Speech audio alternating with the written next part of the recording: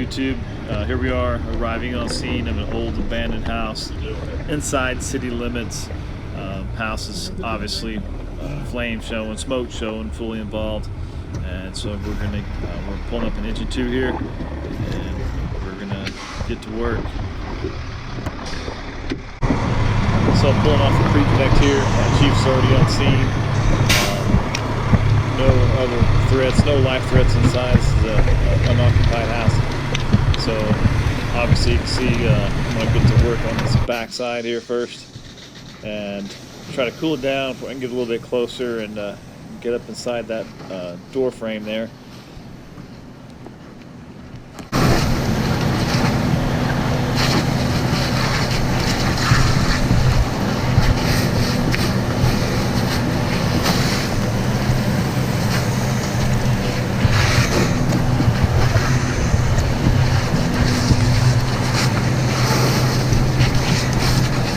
I'm using a technique of banking it down off the ceiling, so I'm actually aiming at the ceiling, converting to steam, and kind of raining down in the room. And so you'll notice within, I'd say under 30 seconds here, this room will go pretty black.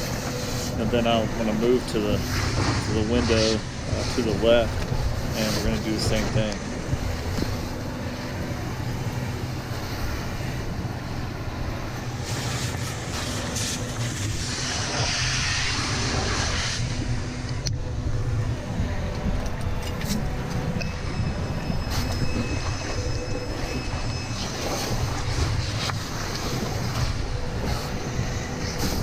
Again, same technique, pretty hot in there, but it'll quickly cool down as I aim for the ceiling, and steam conversion, and that room's going to cool down.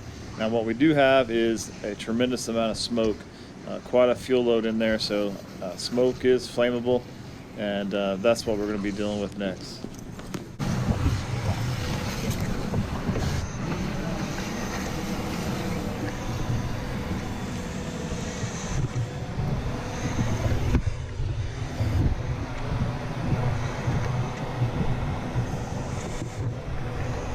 As we approach the front of the house, the door is closed. I notice this window here has a crack in it and some smoke coming out. Quite a bit of smoke. I know it's loaded up. So does Warren there. So I tell him I'm going to break glass, and we're prepared for this to possibly flash over when I introduce this oxygen. But I need to get need to cool down, and we need to get that smoke out of there. So a necessary evil. We're aware of it. No one else is inside, no other firefighters inside, so we don't do this haphazard.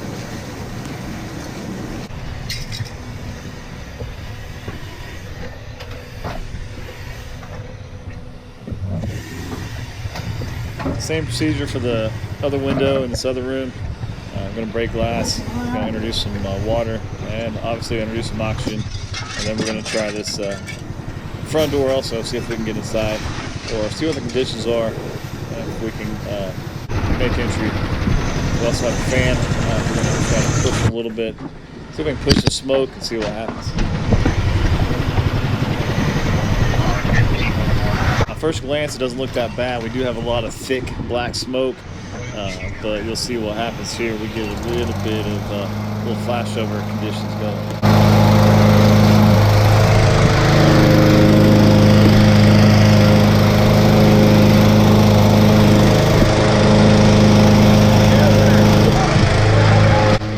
See how quickly conditions change. Little light up there, a little flash, and then Chief tells us to get back off the porch.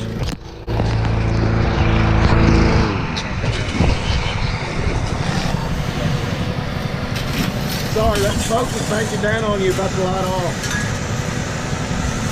Didn't mean to scare you. I don't know if y'all saw that happen.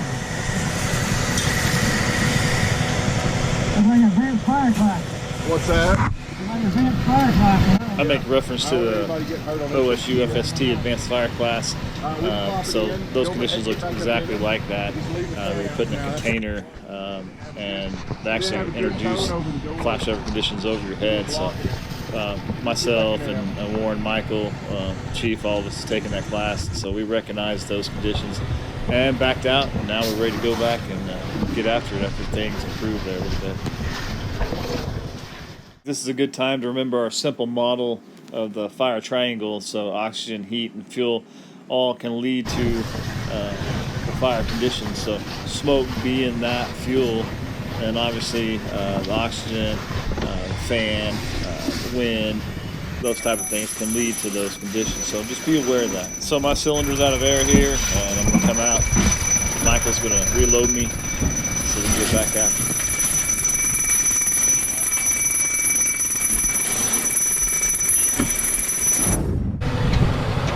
You okay? You need a cylinder? Or you good?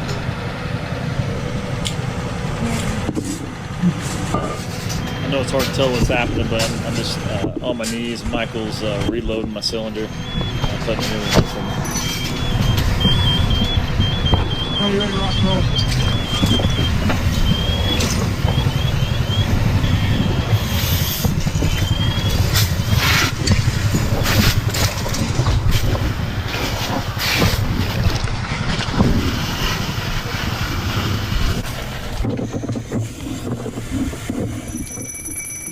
So after a while, second cylinder is out, and we pretty much got this thing wrapped up. It'll be time for just a tiny bit more overhaul, and then we're time to get out of here.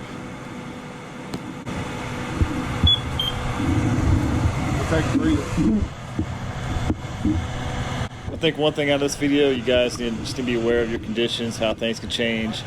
Don't take anything for granted. Watch that black smoke, watch those flashover conditions, and keep an eye on each other out there.